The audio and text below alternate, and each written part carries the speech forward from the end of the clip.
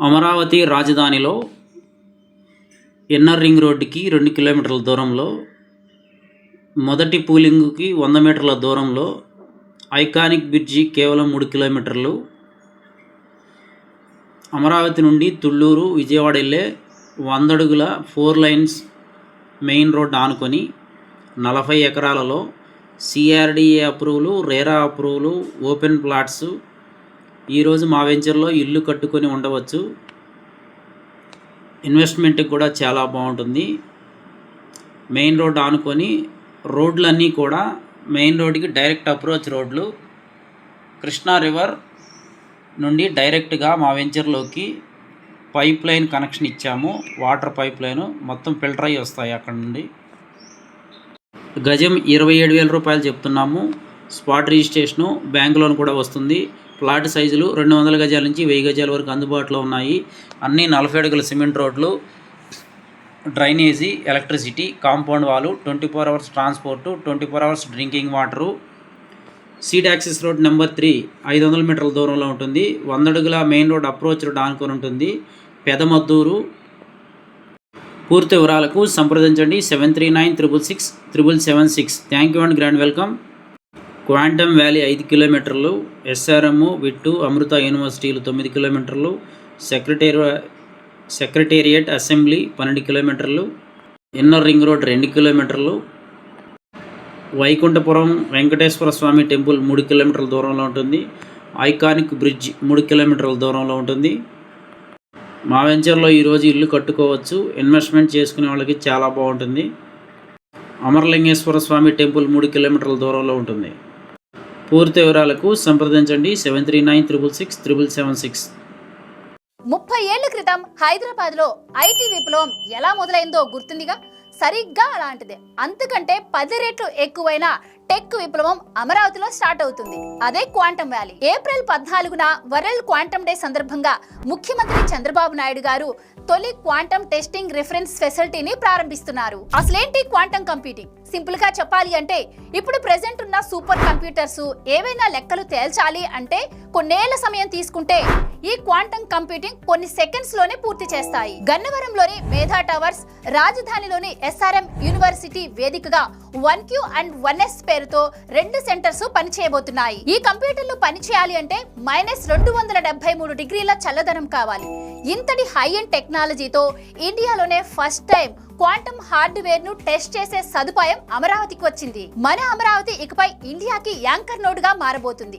అంటే quantum hardware parts ఎక్కడ తయారైనా కూడా వాటికి సర్టిఫికేట్స్ ఇచ్చే సూపర్ పవర్ మన దగ్గరే ఉంటుంది. ఉద్దండరాయనిపాలెంలోని 50 ఎకరాల్లో AQAC సెంటర్ ను నిర్మిస్తున్నారు.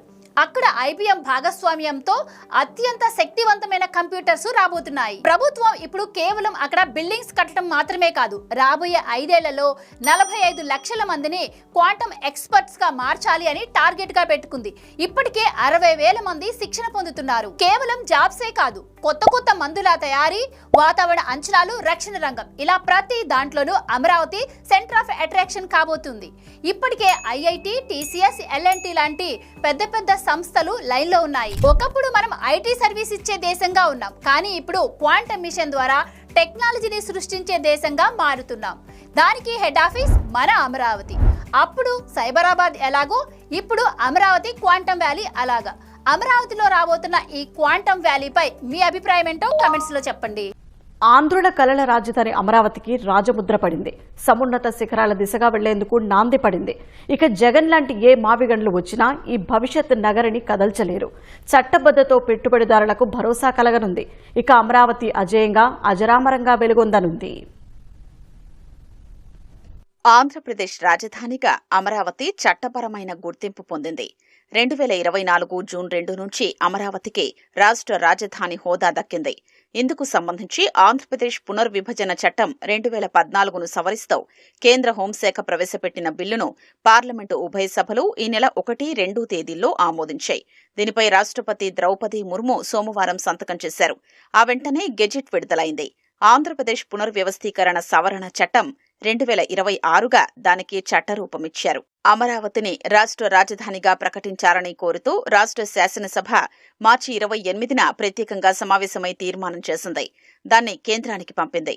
ఈ మేరకు కేంద్ర ప్రభుత్వం ఆంధ్రప్రదేశ్ పునర్వ్యవస్థీకరణ చట్టంలోని సెక్షన్ 5(2)ను సవరించి 2024 జూన్ 2 నుంచి అమరావతిని ఆంధ్రప్రదేశ్ రాజధానిగా గుర్తింపునిస్తూ సవరణ బిల్లులో చేర్చింది. దానిపై ఈ నెల 1న లోక్సభలో చర్చ జరిగింది. వైసీపీ మినహా చర్చలో పాల్గొన్న పార్టీలన్నీ బిల్లుకు మద్దతు పలికాయి. అనంతరం మూజువాణి ఓటుతో బిల్లును దిగువ సభ ఆమోదించింది. ఆ తర్వాత 2వ తేదీన రాజ్యసభలో బిల్లుపై చర్చించారు. ఇక్కడ కూడా వైసీపీ మినహా చర్చలో పాల్గొన్న మిగిలిన పార్టీలన్నీ అమరావతికి జైకొట్టాయి.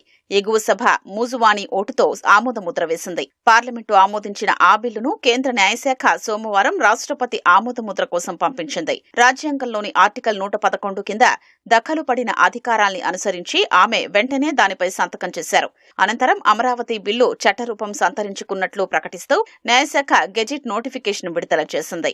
అమరావతి కిందకి సిఆర్డీఏ చట్టం కింద నోటిఫై చేసిన ప్రాంతాలన్నీ వస్తాయని చట్టంలో స్పష్టం చేశారు. ఈ అంశంపై భవిష్యత్తులో ఎలాంటి వివాదమూ తలెత్తకుండా తాజా చట్ట సవరణలో వివరణ ఇచ్చారు.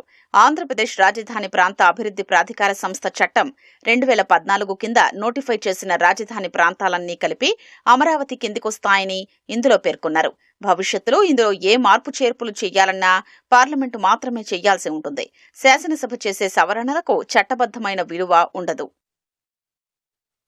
త్వరలోనే ఆంధ్రప్రదేశ్ పేరు దేశవ్యాప్తంగా మారుమ్రోగిపోనుంది. ఇకపై మన రాష్ట్రంలోనే భారీ ఓడలు తయారు కానున్నాయి. ఆంధ్రప్రదేశ్ పారిశ్రామిక రంగానికి కియా కార్లు ఎలాగైతే గుర్తింపు తెచ్చాయో ఇప్పుడు దుగరాజపట్నం కేంద్రంగా రాబోయే నౌకా నిర్మాణ క్లస్టర్ అంతర్జాతీయ స్థాయిలో రాష్ట్ర ప్రతిష్టను పెంచబోతోంది. తిరుపతి జిల్లాలో సుమారు 2000 ఎకరాల్లో విస్తరించే ఈ ప్రాజెక్టు కోసం ఆంధ్రప్రదేశ్ ప్రభుత్వం తాజాగా 29,253 కోట్ల భారీ ప్రణాళికను ఆమోదించింది. దీనికోసం ఎన్ఎస్హెచ్ఐపి ఏపీ లిమిటెడ్ పేరుతో కేంద్ర రాష్ట్ర ప్రభుత్వాల భాగస్వామ్యంలో ఒక ప్రత్యేక సంస్థ ఏర్పాటయ్యింది. కేంద్రం అందించే 5,000 కోట్ల ప్రాథమిక గ్రాంటుతో పాటు ఈ ప్రాజెక్టు ద్వారా మరో 10,000 కోట్ల అనుబంధ పెట్టుబడులు వచ్చే